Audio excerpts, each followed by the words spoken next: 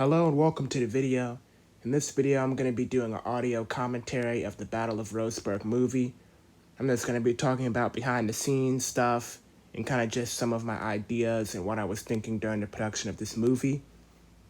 So we're going to start off with one of the first scenes in the movie. We have Dominic in a brick shed with a war bonnet SD75M. So there's actually something wrong with this SD75M.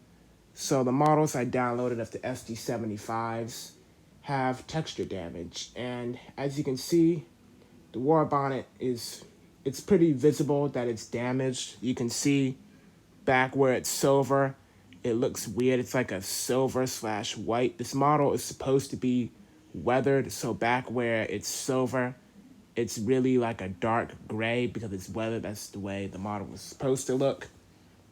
And then the red was supposed to be a bit darker too, kind of like a faded red. It kind of like a darker red, but here it's kind of like a brighter red. And then the silver is just like really silver, like almost white.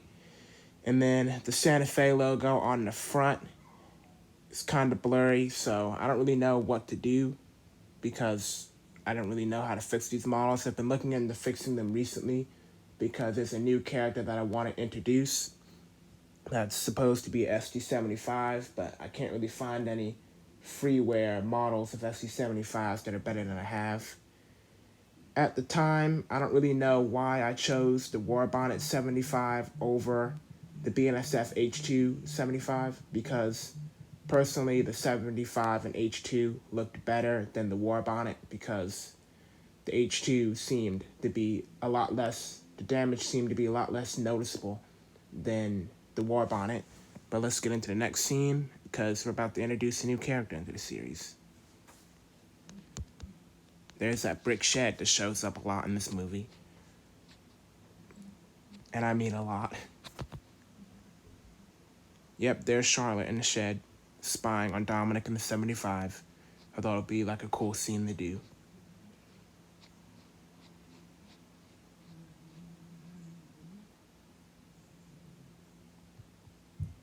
Now here's something that I did way too much in this movie. At the time, I didn't know how to do smooth transition editing into the next scene to make a transition to the next scene more clear, so I did those black cutscenes way too much. There goes Bob and Lily on a passenger train. I really like that Amtrak blue on Bob.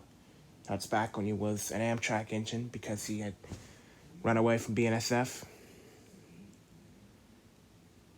You may notice the lag coming out of the smokestack of the old Amtrak shed. Turns out I had been doing it all wrong this whole time. So the whole time I've been doing Reels in Roseburg, I've been filming it in a certain setting on my screen recorder. I've been filming it in screen recording mode. And that wasn't a problem on my old computer, mainly because the performance on that computer was so good. But when I switched to my silver computer, it started lagging very bad, and that limited what I could do. Like, this movie's very watered down from a lot of the ideas I had. One of the things that I cut from this movie was chase scenes and a lot of action and crashes and all that type of stuff because the lag was so bad. I didn't want my viewers to be basically looking at a moving picture book. So a lot of the chase scenes got cut. But now I film Reels of Roseburg in something called gaming mode, and the lag issue is pretty much gone. Now this is a perfect example of a scene that got watered down. This is not really because of lag, but because of like pressure to release this movie soon, because I was getting a lot of attention on this film, and I didn't want to let anyone down, so I didn't really go full on with this scene. What I was originally going to do was I was going to put some fire trucks in the background and have them like cleaning up the mess after the shed burned down. But as you can see, it's kind of strange because it just looks perfectly clean. In real life, if a building burned down, there would be like, broken glass and wood and bricks and all that type of stuff. And then you'd have some construction vehicles there on the scene. I was going to put some fire trucks there, but I didn't want to download anything new for this particular scene, so I was going to try to use what I already had. And the issue was all the fire trucks I had were like French 1930s fire trucks, And the one fire truck I had that was somewhat modern looked like Fireman Sam, so I just completely cut the fire trucks in the scene. This is a new character and model, by the way. Whoops, we're moving on to another scene, but Erie Lackawanna, F3, I believe. Now this is a scene, I really don't like the way it turned out. I wanted it to have rain because I thought rain made it more dramatic, but the rain was this is a perfect example of the lag issue. The lag just made the rain terrible. It doesn't even really look like rain. It just looks like an error, just textures dripping down, so this doesn't look that great. Another thing is a lot of characters didn't get good screen time in this movie because I was still using text-to-speech voices at the time, and I didn't want to use the text-to-speech voices too much, so I kind of held back. So a lot of characters didn't get as much screen time in this because I didn't want to use the text-to-speech voices too much. This is another new character. He might make an appearance in the sequel.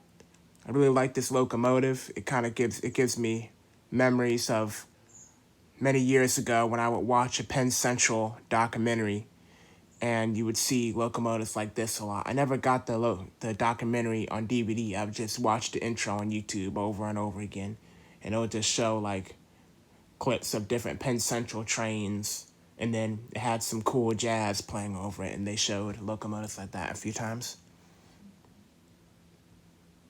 You can see the lag in the background, the smokestacks on the sheds. This is the old set for Rails to Roseburg, not the oldest, like the season 1 through 2, I believe, was a completely different set that was used in my old computer. But I actually did reuse this old set recently. It was used in the most recent episode. So this old set lives on.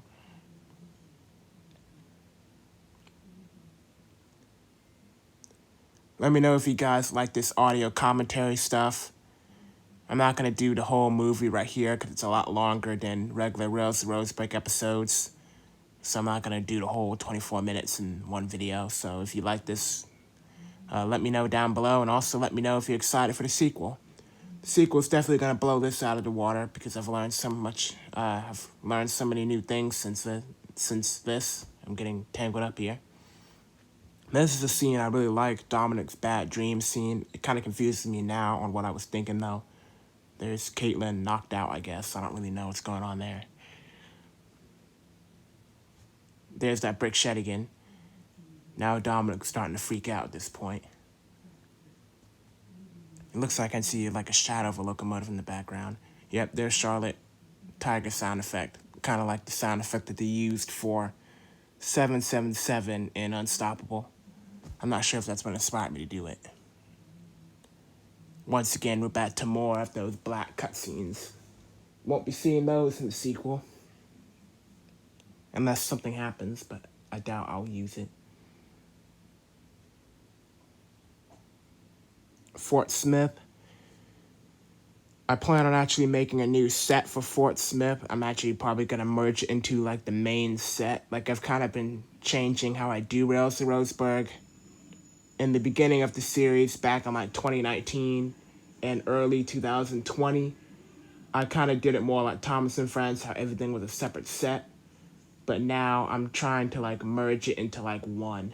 Like this one huge layout that I can just film on. So I'm planning on just redoing Fort Smith. You can see the edge of the set. That's why I put those trees up.